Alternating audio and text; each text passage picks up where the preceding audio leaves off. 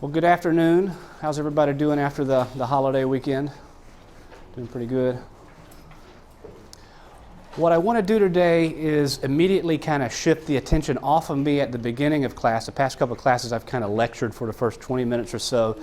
I want to sort of redirect towards you guys and the homework that you had due for today, for the first part of class today. To begin, though, we do have our typical topic, purpose, and point for today's class, and just reviewing those quickly. Today's topic is going to be on content, style, and organization. These are three rhetorical elements writers use to meet an audience's expectations. So we're going to be looking at content, style, and organization. Any of these three elements would be elements that you could use in doing your rhetorical analysis for Project 1 in this course. How many folks were able to see the speech, Obama's speech on Thursday? A couple of people. Anybody able to read it that wasn't able to see it? A few people. Well, I sent out an email with a link to the text of that speech. If you haven't had a chance to take a look at that, I would do so in the next week or so.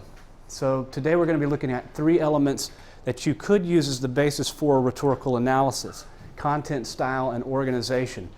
The purpose of today's lesson is to explore how writers shape what they say via content, style, and organization for specific audiences. Today's point is simply the better a writer understands the values and expectations of his or her audience, the more likely he or she is to connect with that audience.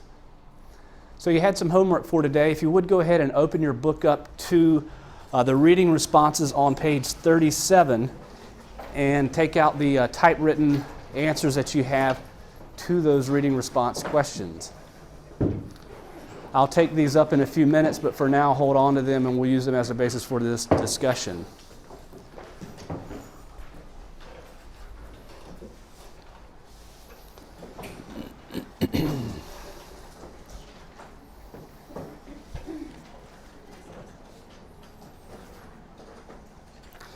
So we had this reading, the first part of Chapter 3.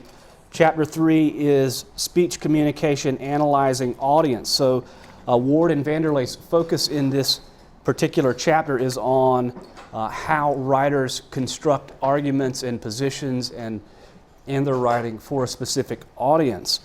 And we had, for homework, we were supposed to read this President Bill Clinton's speech from September 11th, 1998, the speech to the annual White House prayer breakfast on pages 35 through 37.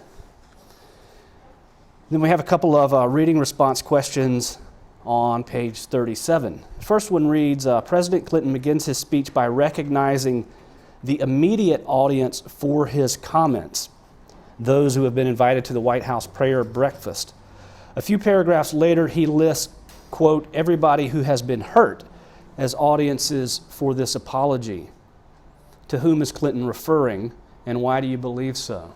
So, anybody want to take that? To whom is Clinton referring when he says anybody or everybody who was hurt by this?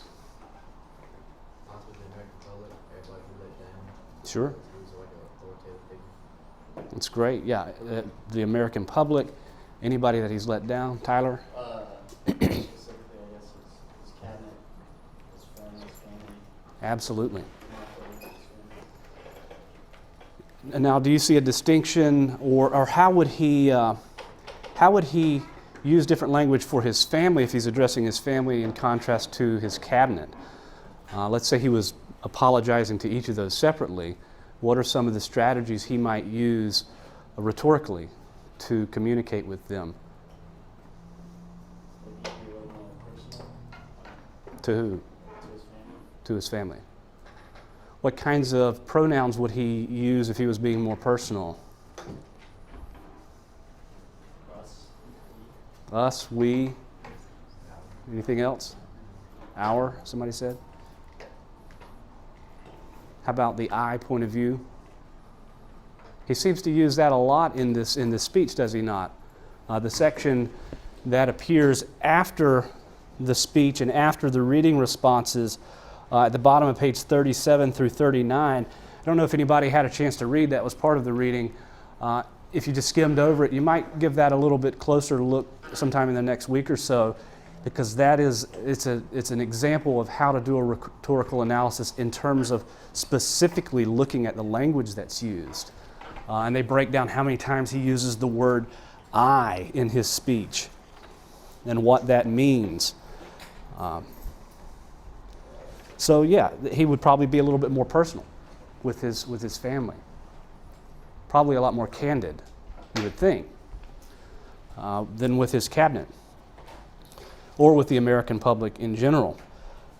Imagining, the second part of question 1 here reads, imagining or remembering yourself at the time the speech was given, do you find yourself persuaded and inclined to forgive?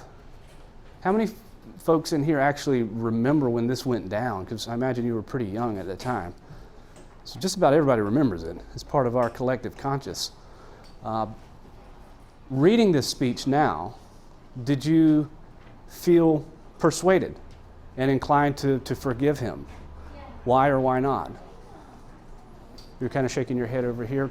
Here's the thing. Okay, I usually take people for their words at face value, and so I could only imagine watching him give that speech, but even just reading the words, I would be inclined to, just because I wouldn't think to analyze how many times he used the word I or things like that. I wouldn't think about things like that. I would just read his words and I'd be like, wow, he seems really sorry, but that's probably really bad. Well, now how about, that's a great point. How about in contrast to the example that they give from a month earlier when he gave sort of this forensic defense and, basically said he referred to law and he wasn't really talking about himself personally, but he was saying, well, the law says this and the law says that, and Right. would you be more inclined to forgive somebody in that instance? The law says this, the law says that. Mm-hmm. I mean, I don't know if he, I don't know, it's kind of hard, I don't know, I'd probably not, if he was being more forensic and more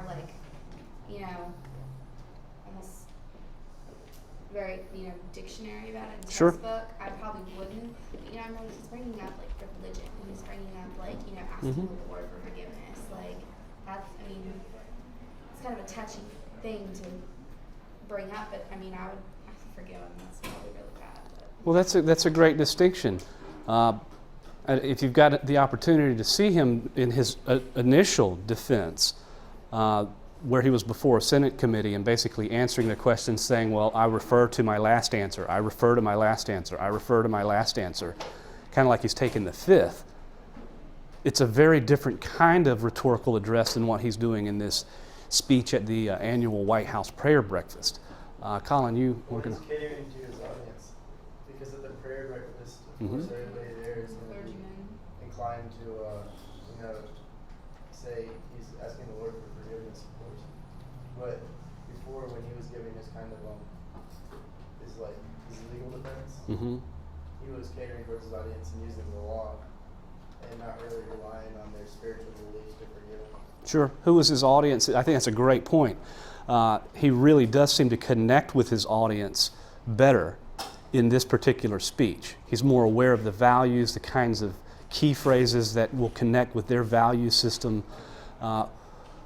What, though, about the first speech, the question I had was, well, who was his audience for that? If he's basically saying, I'm going to refer to my last answer, I'm going to refer to my last answer, I'm going to refer to my last answer, who is his audience in that instance? So you're talking about his first speech? Yes. Well, his audience then would have been the, that was during his trial, right? Mm-hmm. So it would have been the persecutors. I guess, I don't know who was the defense, but I don't know who was put him on trial. I guess it would have been the Supreme Court. Mm-hmm. Let's see if I can find this part of his original speech. I looked for this particular speech online and I was unable to find it, unfortunately, but part of his original speech, and I'll bring this up on the overhead.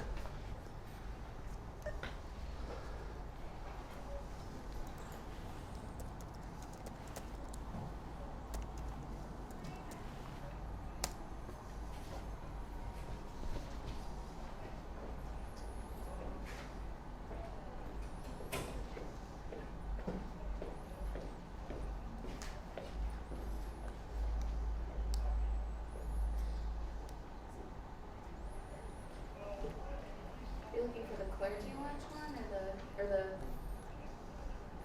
May have been. Start putting more in your search. I thought I just saw it.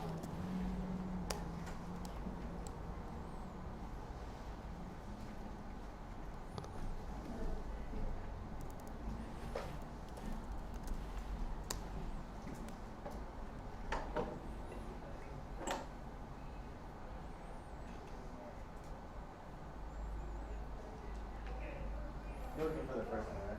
Yeah. I saw one that was the response to one of the allegations. That's even how you spell her name.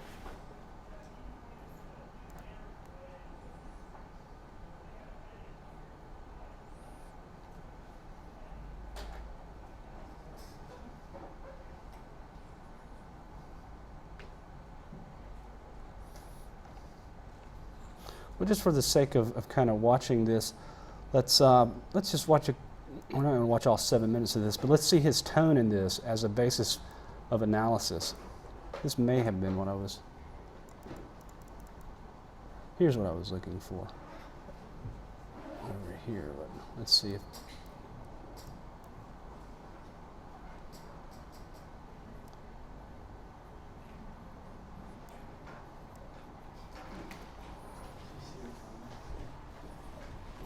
Well, it doesn't look like I'm going to be able to get this to work.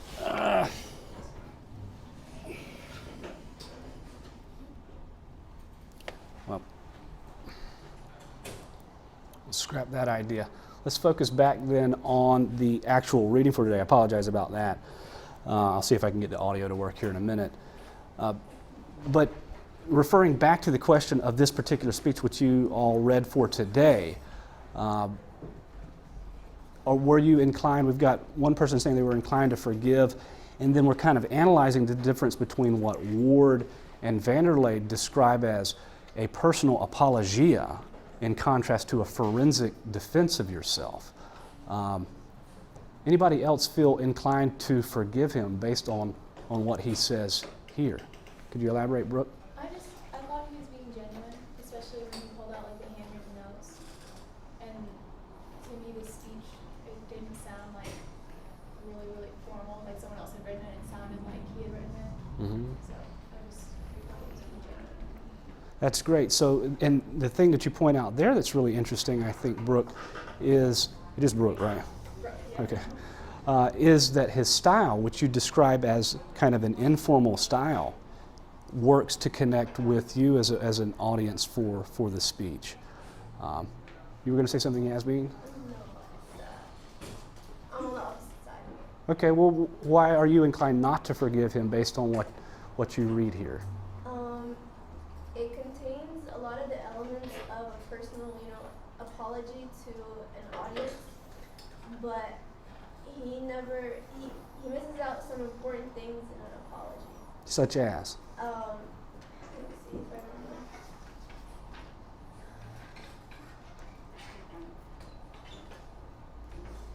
remember. Like his whole entire speech is more on focusing and connecting with his audience than actually saying I'm sorry. Mm-hmm. He focuses more on saying, we all make mistakes, we all do this, we all change, and he doesn't ever actually at any point in the speech actually say I am sorry. Nowhere in the speech does he say that.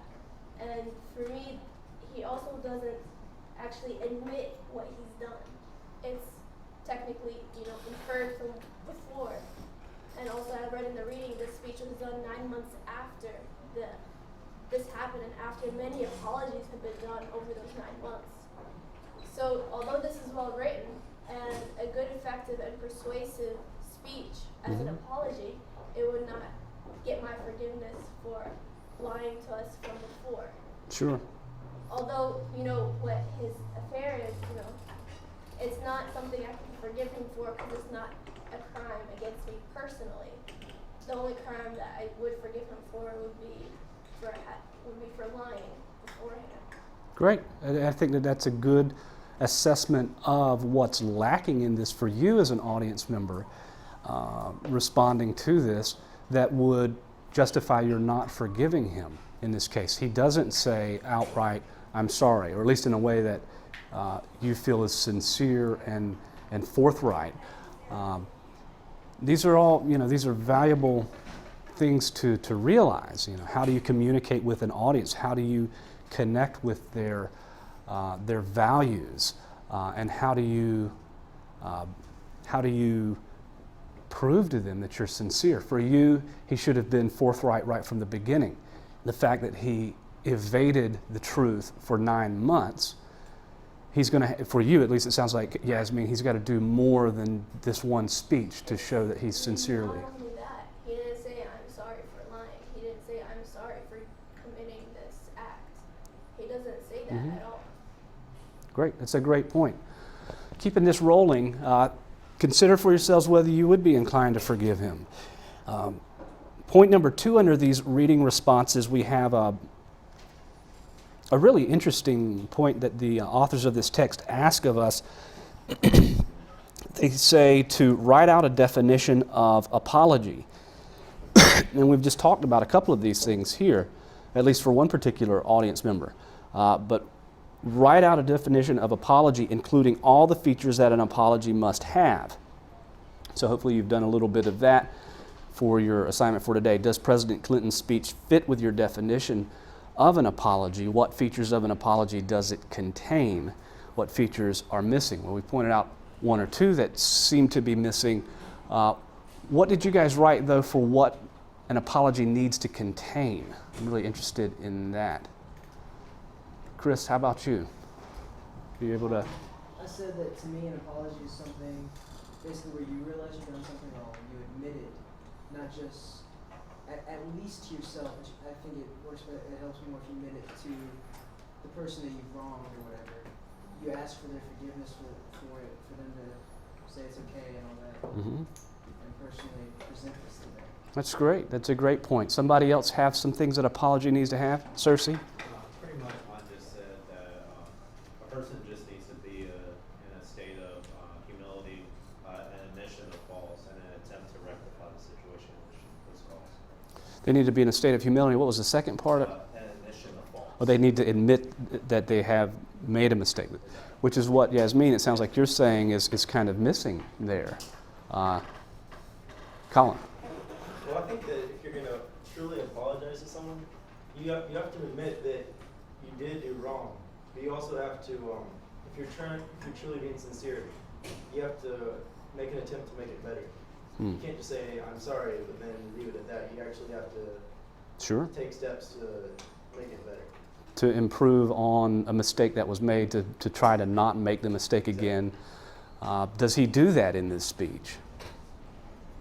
By bringing up the passage about change and making turnarounds, although he's not only talking about himself when he mentions that passage, he, I think he's making an umbrella statement by including that passage, but it's part of an apology is kind of making a concerted effort to change, and I don't think he would have brought up that Jewish, right? The Jewish passage if he didn't want to make a attempt to show that he's trying to change. I think that's a great point. He mentions this liturgy from the Yom Kippur, which is all about change. It seems to be the metaphor that's going on in this particular passage. So he does tend to, at least, what does he for you? Does he imply that he's willing to make a change? Well, he says he has 3 things. He says, first, I'll instruct my lawyers to mount a vigorous defense. And then he says, secondly, I'm going to continue on the path of repentance, seeking pastoral support, and so on. And then third, he says he will intensify my efforts to lead our country and the world towards peace and freedom. So I guess he's saying he'll just continue to do his job the best he can. So he does say 3 things that he's going to do to try to make everything better. Excellent. So it seemed pretty heartfelt to me. It's almost like he never said he will change. He's just he's it's going to take some time, It's almost like it was almost more about forgiveness than it was change. I think he wanted people to change their minds about him, by showing remorse or whatever. He wanted people to change their minds, and then, Well, where were their minds at the beginning, prior to the speech, and where did he want their minds to be at the end of He it? wanted to, like, maybe people's minds at the beginning were like, he's lying, he's avoiding the subject, why can't he just, come right out, be a man about it, do the right thing and come out about it, but hopefully, or, he was wrong for doing what he did, he doesn't even look sorry. Now it's like he wants people to change their minds and see that, he's asking for forgiveness and he's asking for people to, like, take that journey with him. And it's more like he's asking for forgiveness than anything else. Well, this is a good question, good food for thought. What is the purpose? Drawing back to the rhetorical context, what is the purpose of this speech? I mean, that's what we're talking about here. Somebody I haven't heard from yet today, what would you say the purpose of this speech is? What is its function? What is the goal that he has in mind by the end of this speech?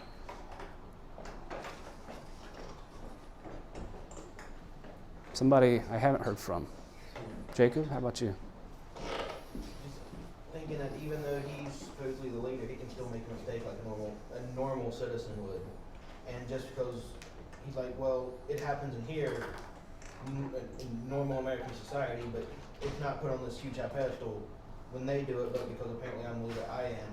Mm-hmm. And it's one of those, the liturgy from the Yom Kippur, it's one of those, he sort of brings himself down to the American public and says, it all happened to all of us, but we all need to change with it. Great. So he's able to, what you're saying is he's able to kind of normalize himself to show that he is human. But at the same time, he does point in his speech to the fact that he is a role model, too. So, as a public figure, as the President of the United States, he's both a human, but he is pointing out in his speech, too, that he recognizes that he is a role model and that his actions affect kids. He gives this example of this boy in Florida who says that he wants to grow up to be just like him. And how that weighed on him, weighed on his conscience of saying, well, you don't want to grow up to be like me in this particular instance. So it's an interesting distinction to make. Somebody else, what would you say the purpose of this speech is? Is it Claire? Claire? What would you say the purpose of this speech is? I mean, I think on the surface, it's like supposed to be an apology and like an ask for forgiveness, but I think he had like maybe a backdoor agenda to kind of like make himself look better and kind of like he put an interesting twist on the situation, how he can like almost make it more positive and how he can like really change from this and America could learn to change. And Sure. it wasn't really the apology that I was expecting. Well, that's a great couple of points. How, in regards to the last point that you make, does it not meet your expectations? No, like, I mean, I know it's difficult for him in that position because he has so many like critics, but it just like lacks substance. And I know there's a couple of statements that really stood out to me about it's like in the middle of his speech when it says it's very important that our nation move forward. It just kind of seemed like he was telling us what to do, and when you're apologizing, you can't really tell the affected person like when they need to move on. And then I think another like more blatant statement is I'm grateful for those who stood by me and who say that in this case and many others the bounds of privacy have been successfully and unwisely invaded. And that just seems kind of like an excuse or like maybe his true feelings kind of showing through right there.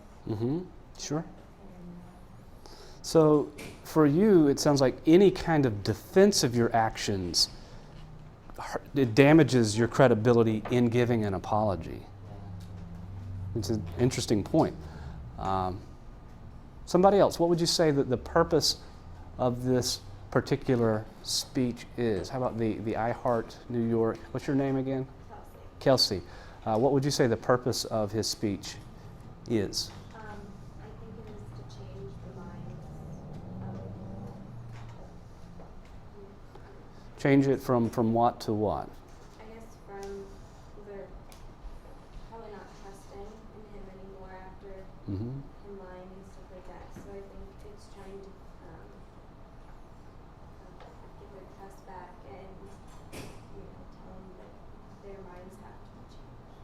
So that's great. So for him, he's at a point of low credibility at the beginning of this, low trust. People don't trust him because this has been going on for 9 months or what have you.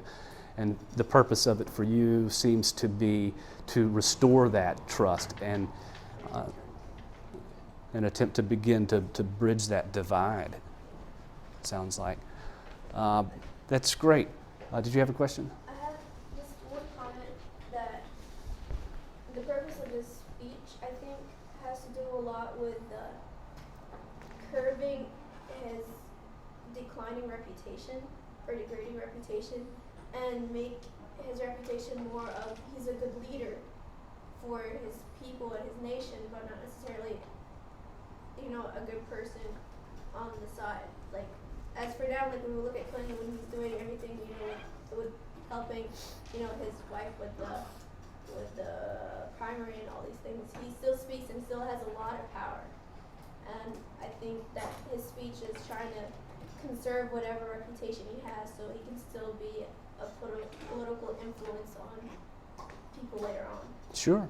That's an interesting point to make, that in 1998 that he was wanting to repair himself, if you will, and repair the damage that he'd done in sort of a long-term goal of being able to still have influence and power ultimately as a political figure.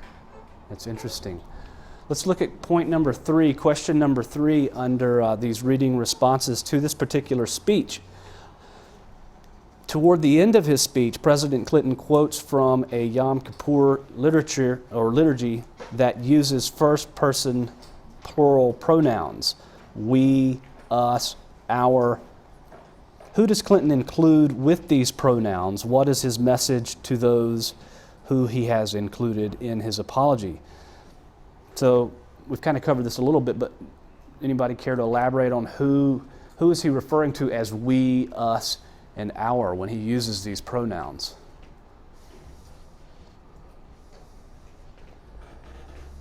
Matt, how about you? I said he's coming from friends like himself and all who have done wrong, saying that he had done wrong, showing he had how he was coping with the situation, and to start anew, hopefully to give words of encouragement to those that have done wrong, showing you that you can change and make yourself better. Great. So he's kind of referring to anybody who has done wrong. Mm-hmm. Sonny, what would you say in response to question number 3? Toward the end of his speech, President Clinton uses these pronouns: we, us, and our. Who's he referring? Who's he trying to include in that? I think it was wrong that he used religion in the first place in his speech to apologize. Mm-hmm. Because, sorry, when you do something like that, I guess I come from a pretty religious background. I don't see using religious beliefs as your forefront when you just did something like that. Mm-hmm. So him trying to use Jewish text and trying to put yourself in with somebody who is actually religious is just kind of spitting in the face. I don't think he should have used that name. I don't know why he did. I mean, I'm not him. Mm-hmm. But That's a great point. Specifically referring to the who, the we, us, and these pronouns that he is using, who would you say he's trying to refer to? Who's he including when he says we and our and us? Who's he referring to? I think that who come to him on that level, I guess, would be, you don't have to be Jewish to understand Yom Kippur. Right. I mean, anybody would listen to him on that kind of level.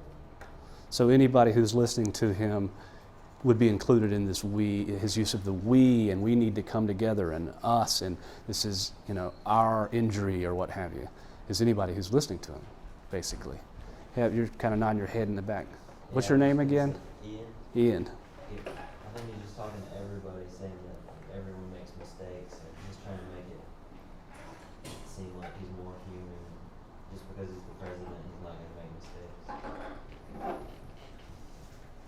It's great. Yeah, he's humanizing himself through his speech. Was there a comment over here? I just think I kind of understand why he wanted to use the whole religion, play the whole religion card, because it's I think it had a lot to do with the audience that was present at the recitation of his speech. Mm-hmm.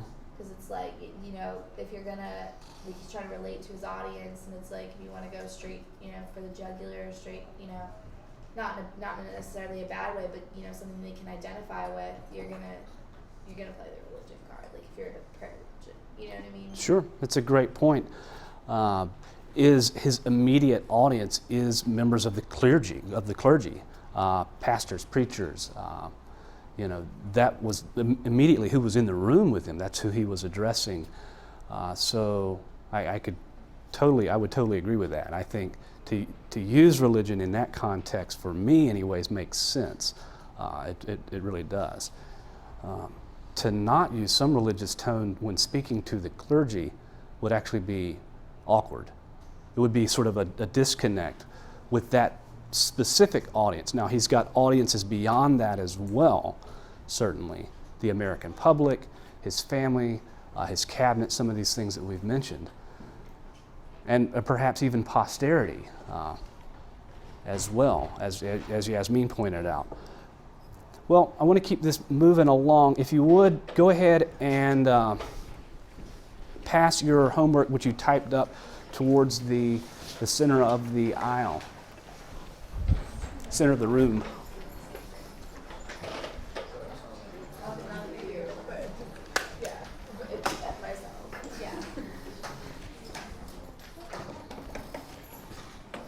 And this will be counted as just a participation grade, just like the summary that you turned in last week.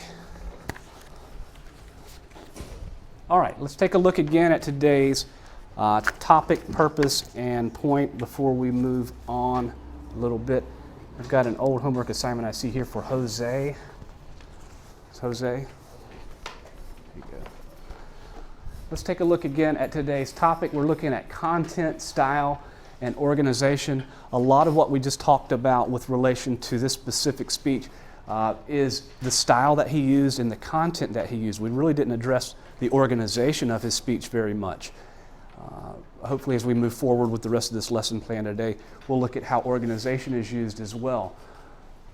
And then again, the purpose is to discuss how these three elements help shape a writer's connecting to a specific audience. How do content, style, and organization help writers shape what they have to say for specific audiences?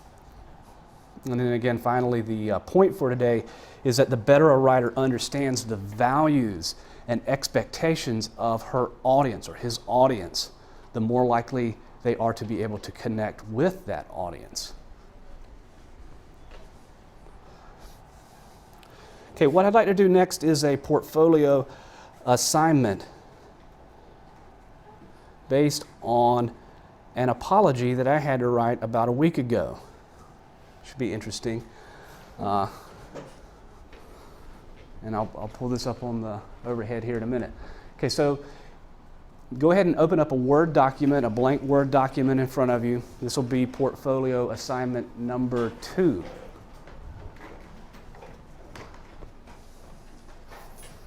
Make sure your name's in the upper left-hand corner, English 101, and then today's date and portfolio assignment number 3, or number 2, sorry.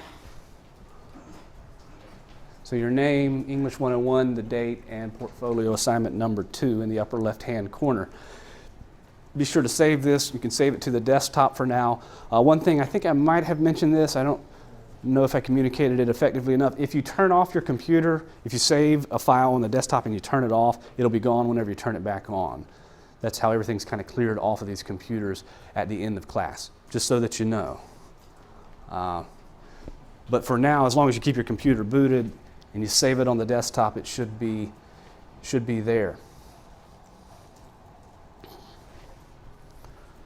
All right, so again, the focus of today, we're looking at content, style, and organization. What I'd like to do next, I thought this would be kind of fun, is an analysis of an email that I wrote about a week ago apologizing to a woman named Donna. So in Word, open up a document with 3 topic points listed like content, style, and organization. You could sort of space these out on the left-hand side maybe giving yourself 8 lines in between or something like that. So you're going to analyze this email in terms of the content of the email, the style that I used, and then the organization of the way the paragraphs are structured, the way the sentences are structured, that kind of thing as well. So you've got content, style, and organization. These are the 3 focal points of this particular analysis. For each of these, I'm going to ask you to write about 75 to 150 words for both content, style, and organization. So, I'll pull that back up in a minute here. A little bit of context first. I do a lot of kind of public service stuff, community service type events, specifically related to writing and publishing. I organize a writers group outside of campus here. This is something I do kind of on my own.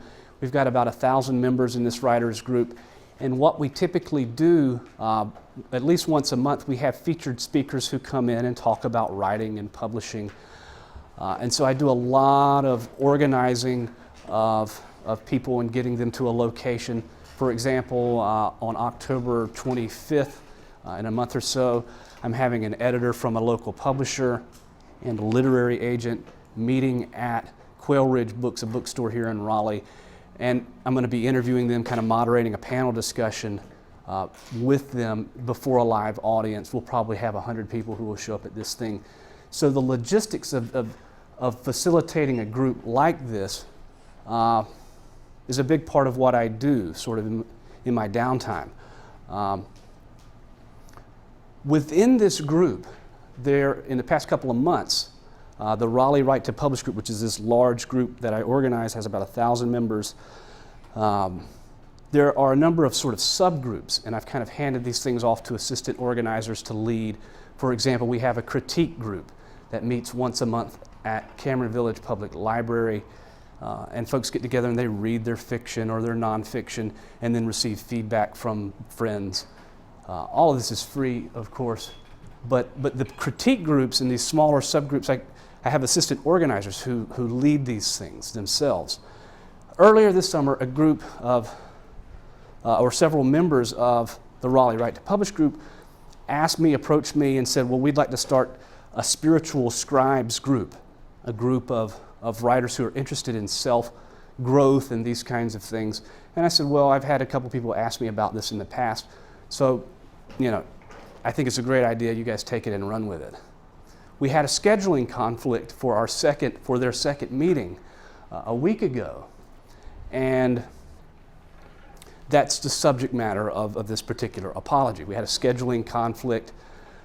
Basically what happened was the library did not reserve the room as asked for. I miscommunicated with them, and people ended up coming to the event, and there was no space for them to actually meet. As you can imagine, a few of them were pretty ticked off by this. One of them wrote me immediately that night, and she wrote, reasonably here, how do I find out if a meeting is canceled? Several days ago, I signed up to attend the Spiritual Scribes meeting at the library tonight, got there, and was told it was canceled. I would really like to avoid this in the future since it takes me half an hour to get to Raleigh. So I read this and then responded to her via email. And that's going to be kind of the point of our analysis here for today. So I have my email response and then her sort of follow-up response to that.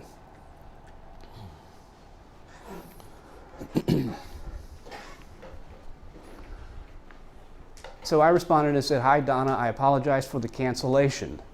The library screwed up our room reservation. We've had the last Thursday of the month every month for 2 years, until this month apparently. Probably the best thing to do is to check the meetup site, which is a website that members know to go to, before driving into town to make sure that a meeting is still scheduled. I canceled tonight's meetup 2 nights ago. This is the first time I've ever had this happen.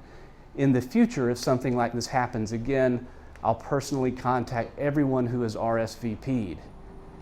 Again, I apologize for the mistake, and I'll make every effort possible to make sure that this never happens again. I know your time is valuable, and there's no excuse for our having wasted it. I am truly sorry, Donna. So we've got an apology. This is a real life example of me apologizing to this person. What I'd like you to do now is thinking about the 3 points that we mentioned earlier: content, style, and organization. I'd like you to analyze this apology. In a few minutes, we'll have you think of an apology that you guys have made. I thought it would make sense for me to kind of start, though, instead of making you feel awkward about what kind of apology you should draw on.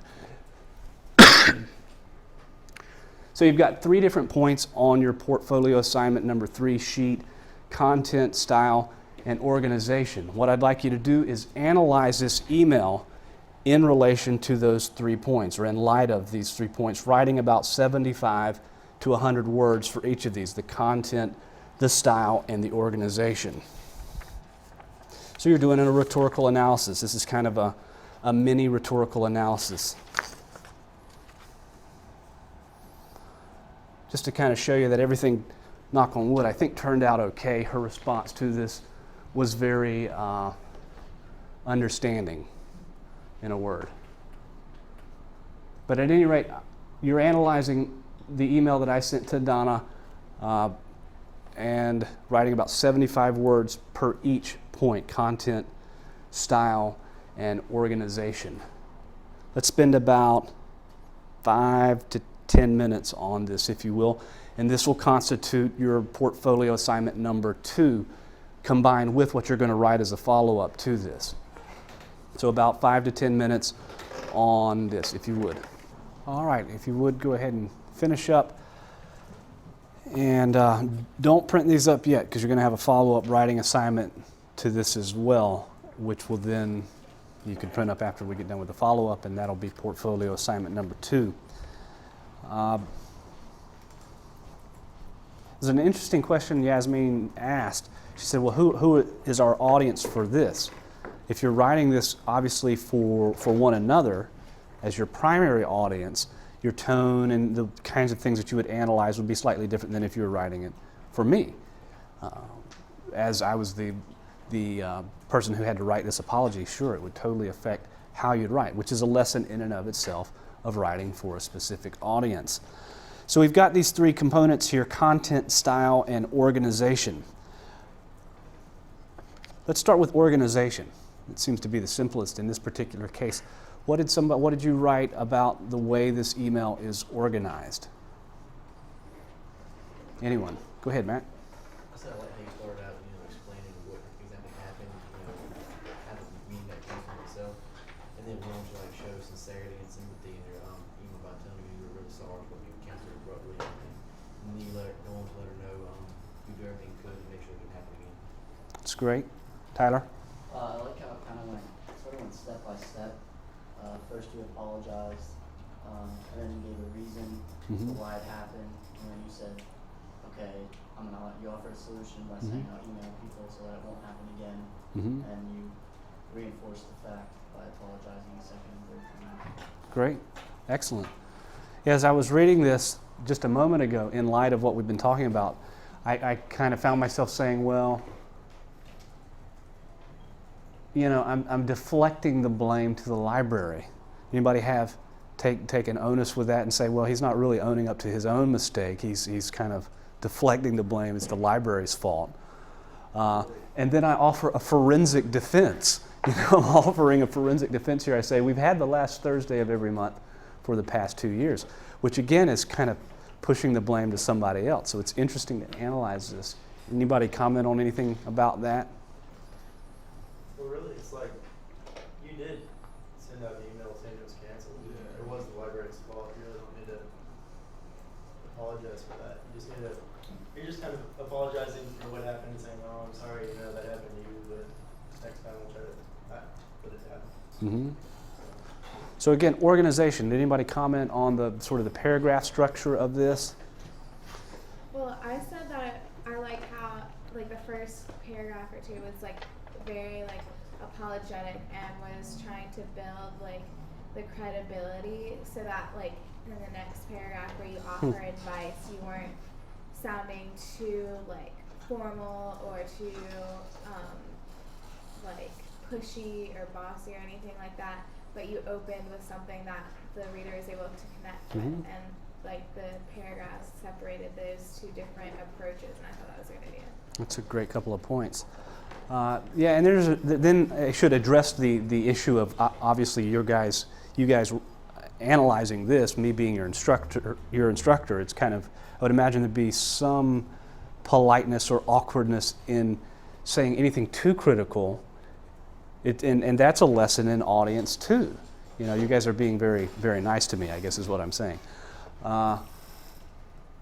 That's great though. You know, I sort of start with trying to establish a credibility, saying we've done this for 2 years. This is the first time that this has happened. And then making reparations towards the end. And in fact, when I wrote this, I personally, this was my own assessment of it, was I was regretful because I could sense this was going to happen because I knew that the meeting had been canceled 2 or 3 days before. And so I was kind of keeping an eye on everything. And sure enough, people ended up coming to the meeting. So when I got this email from her, I was regretful at that point. I was like, I didn't do as good a job as perhaps I could have. And as I was writing this, I was realizing a couple of things that I could do differently if something like this happens in the future. So how about, we've talked a little bit about content and organization. What about the style? What would you say about the style of the language that's used here? It's very informal. Informal. Great. How do you mean? Because, well, I mean, like from beginning to end, like you address it by saying hi, not even like hello or, dear, darn, anything like that. And then at the end, you just sign with your first name, like no last name, no sincerely, nothing like that. It's very informal. Those are some great points. What do you make of the ellipses in the third line there? What does that do? Anybody comment on that? That's a pretty specific thing to analyze. You know what an ellipses is, right? Just kind of adds a little bit of sarcasm and humor to it. To kind of like lighten the mood. Interesting. Anybody else comment on, that's a pretty specific thing, the ellipses, the use of the 3 dots. What does an ellipses do rhetorically? Ian? Well, it kind of like helped to take some of the blame off of you. Okay. Saying, well, I expected us to have it. We've had it every Thursday for 2 years. Great. But you guys know what I mean by ellipses, the three periods, right? Kind of like adds a natural pause into it to make it kind of give the timing of the joke instead of just a fact saying we've had it every month until this month. Right. Yeah. I think that's closer to what I intended anyways, was to kind of pause for a moment, and then say, until this month, apparently, which is kind of the punchline to a joke, or kind of, like you were saying, sarcastic tone, or a whimsical, humorous tone. In other words, there's irony here. We've had this meeting every last Thursday of every month for 2 years, pause, until this month, apparently, and it's kind of like a punchline to a joke. And so in that instance, looking specifically at that particular technique, one thing I've noticed about my emails too is I use parentheses a lot. And I'm not sure why I do that. Anybody comment on the use of the parentheses in the email? And what that does rhetorically? Well, it kind of allows it whenever you use parentheses, it's like you're adding your own thoughts or like additional thoughts to what you had just said. So it's kind of like lightening the mood, I guess, again, and like allowing the reader to see your thoughts as what you're writing to. Like, I don't know. That's a great way of analyzing it. It's a tough thing to analyze. Brooke? I think it almost makes it more personal. Gives to tell her like she said like what you're thinking, and then when she answers you, she uses them too. It says like I could get lost in a paper bag, and like if it was more formal, you wouldn't really tell someone that. Sure. That's an interesting point. I didn't even think about it until now. Her response uses, it looks like three parentheses.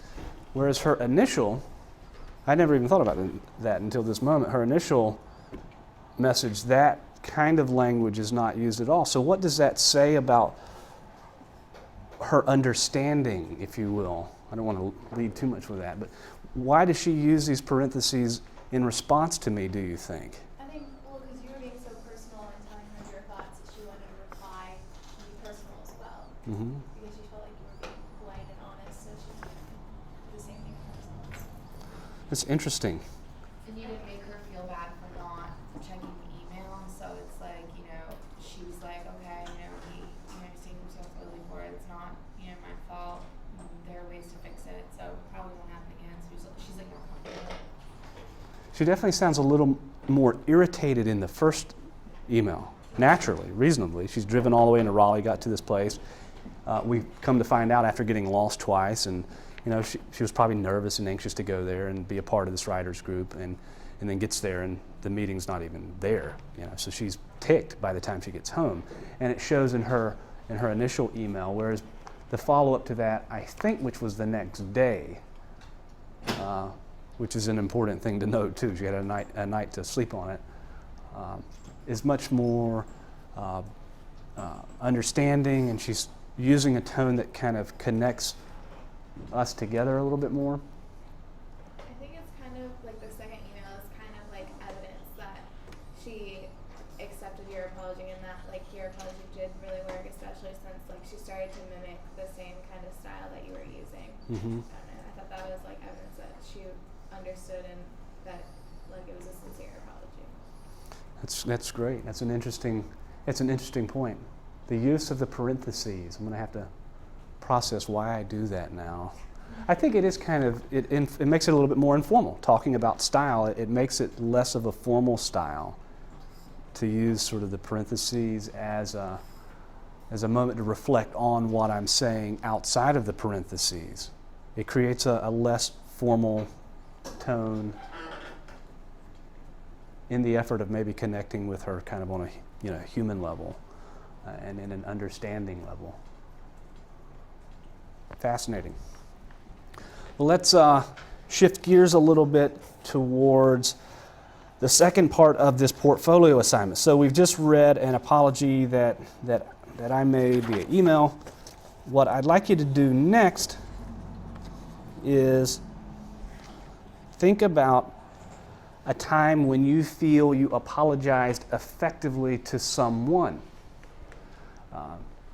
So next, think back to a time when you were in a situation where you had to do essentially what I just did. You had to apologize to somebody for something, and you feel that you did it effectively, that ultimately you came to an understanding with the person you were apologizing to. And try to answer these three questions. First, what was it that you apologized for? Second question, in what context did you apologize? That is, were you face-to-face apologizing to the person, via email, as in this example that I gave, telephone? What was the actual context of the apology? And then third, reflecting on the content you think you used or you can remember using, style, organization, or any other rhetorical element you feel mattered in the apology. How were you able to apologize effectively? So let's spend about 5 or 10 minutes answering these three questions, and then we'll briefly discuss some of these. And this will comprise portfolio assignment number 2. You want to write the same way we did the first one? That's a good question. For this, what I would probably do is I'd use a less formal structure. I would probably just start by talking about what it was that you apologized for and how you apologized. You know, was it in person or was it via email, telephone, or what have you? And then, so I'd use more of an essay format for this. I'd use more of an essay format for this. Is this a continuation? Yeah, I would just drop down a few lines, maybe even have a little underline like I use in the middle here or something like that to denote that there's 2 different sections to this particular portfolio assignment. Okay, what we have here is really critical. I think this is great fuel for you guys as you're going about writing your rhetorical analysis. This essay on pages 44 through 45, 41 through 45, is an example of a rhetorical analysis. In other words, your project 1 for this course is to write a rhetorical analysis. This is an example of writing a rhetorical analysis. What I'd like to do is take a look at the organization that's used in this essay. This is a student essay writing a rhetorical analysis of Clinton's speech. So the homework that you guys had to read for today, that y'all had to read for today, this is a student's rhetorical analysis of it. If you look back on page 39, I'm going to read the first paragraph of the assignment just to kind of give you a little bit better sense of the context here. So at the bottom of page 39, it says Student Writing in Speech Communication, Introduction by Laura McGinnis, Communication Arts and Sciences major. So this is a student reflecting on her assignment. She writes, in a class called American Voices, we devoted the entire semester to studying and discussing speeches throughout American history. The final assignment asked us to critically interpret an American rhetorical text by using analytical tools we had learned in class.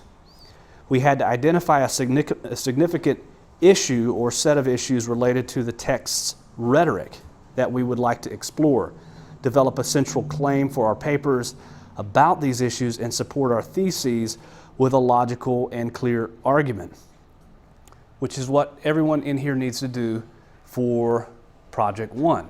So this is a sample rhetorical analysis. Again, I can't emphasize the value of that enough in formulating your own plan about how to do your Project 1. So what I'd like to do at this point, we've got about 5 or 10 minutes here, not quite enough time, so we'll only get started with this.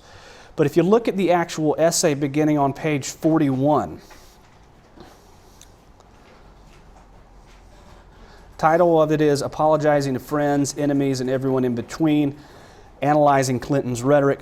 Laura McGinnis is the author. She was a student in an American Voices class. Just kind of skimming over the essay itself, let's see how many paragraphs there are. We got 1, 2, 3, 4, 5, 6, 7, 8, 9, 10. There's about 10 paragraphs to this. Her thesis appears very clearly at the bottom of her first paragraph on page 41. I'll read the first sentence of her essay and then I'll skip down to the thesis itself. First sentence reads, we all get plenty of practice apologizing for our mistakes. And the more we apologize, the more we appreciate how our audience influences the way we ask for forgiveness. Skipping down to the bottom of that paragraph, the stuff that's highlighted, that's her thesis statement. In an attempt to influence his immediate and wide-ranging audiences, Clinton suited both his content and style to the genre of a personal apologia, which offered him the greatest potential for rhetorical success. So what is this student going to be looking at as indicated by her thesis? What is she looking at in the rhetoric of Clinton's speech? Content and style. What else? Say. Yes. Content and style. That's it exactly. And how that content and style affects his audience. These are the kinds of things that you could use in your Project 1. Think about the rhetorical elements that you could use in analyzing Obama's speech or McCain's speech. This particular student is looking at content and style and its effect on Clinton's audience.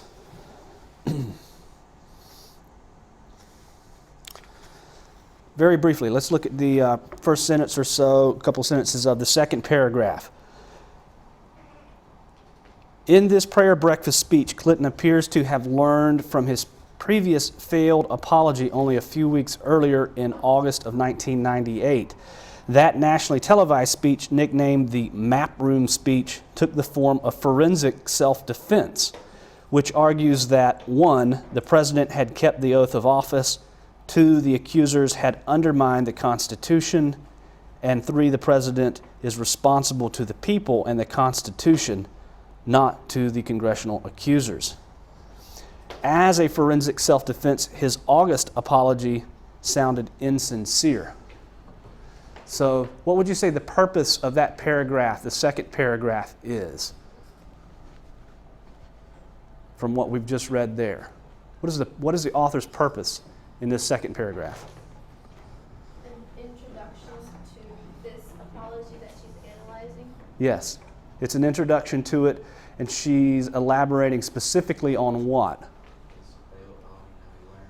Right, his failed apology and how perhaps he learned from it. What would you say the purpose of the first paragraph, based on what we kind of read very quickly there? What is the purpose of the first paragraph? To get her point across. Sure, to introduce her thesis, to get her point across, to introduce the topic as well that she's going to be writing about. All of these three things.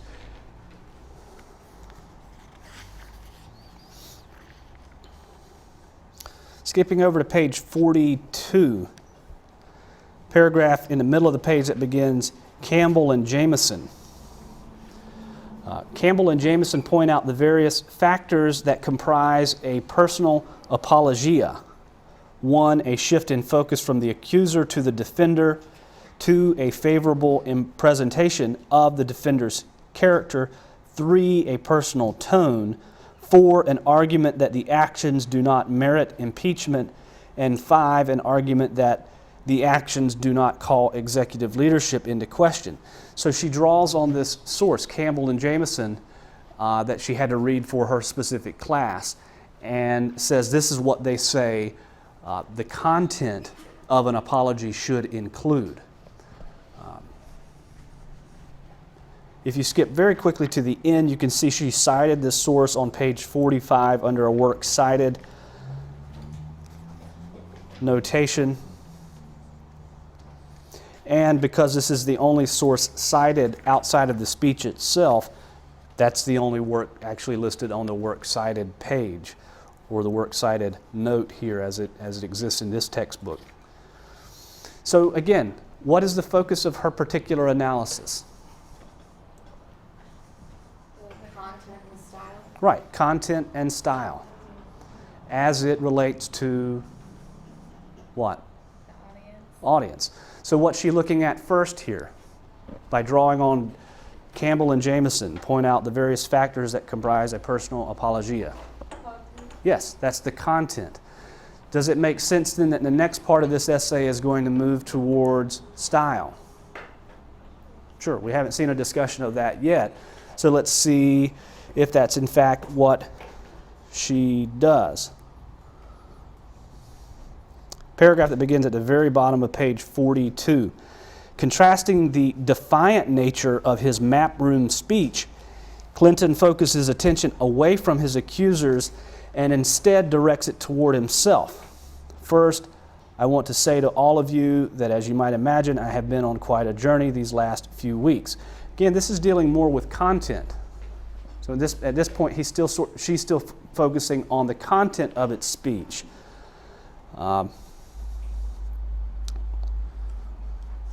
So I guess a good question to be asking is, when does she make the transition towards the style that he uses? If you look at the bottom of that paragraph that starts at the top of page 43, she's talking about audience, and his audience being the clergy. She says, when he states, quote, hope that with a broken spirit and a still strong heart I can be used for greater good, he suggests the principles of grace and mercy. Again, these are content elements that she's analyzing, grace and mercy. The clergyman in attendance would have predominantly valued these ideals and appreciated Clinton's intention to use the lessons learned through this ordeal for greater good in the future. So she's analyzing the content of his speech, the words he's using, and then how that connects with the audience. At some point, as a reader of this, I'm assuming she's going to make a transition to style. Let's look at the paragraph that begins on the top of page 44. Since a personal apologia by its very nature must be sincere, Clinton's stylistic choices prove equally as important as his content. So there's the signal shift from the discussion of content to style in the form of a topic sentence. Mending broken trust is a nearly impossible task. We often find it difficult to forgive others based solely on their words. While the apology may sound good, how can we be sure that this individual isn't lying to us? Skipping down to the next paragraph. Sensitive to his immediate audience, Clinton often speaks in religious terms. Again, at this point, she's analyzing the style. Specifically in this paragraph, she's going to look at the religious terms that are used. Toward the beginning of his address, he invokes clerical vocabulary by using phrases such as repentance, a broken spirit, and forgiveness. All of these phrases helped him build his credibility with his immediate audience. So, this is, a perfect example of how to organize, or a very good example of how to organize your rhetorical analysis. This particular student was looking at the issues of content and style as it related to how he had an effect on his audience. Clinton had an effect on his audience. It's narrowly defined enough that she's not all over the place in this rhetorical analysis, but there's enough depth here to build a good 2 to 3 page essay. Things to consider as you're writing project 1 and beginning to think about how you'll organize your analysis of Obama or McCain's speeches. Are there any questions? Well, we're just about out of time here today. Again, I can't emphasize enough, this would be a good one to review as you're getting ready to write Project 1 on your own. I might go back and look at this in a little bit more detail. We do have a reading for Monday, and again, the reading response questions that you'll type up like you did for today, and I'll take those up as a participation grade on Monday. Great class today. If you have any questions, feel free to chat with me afterwards. Have a great weekend.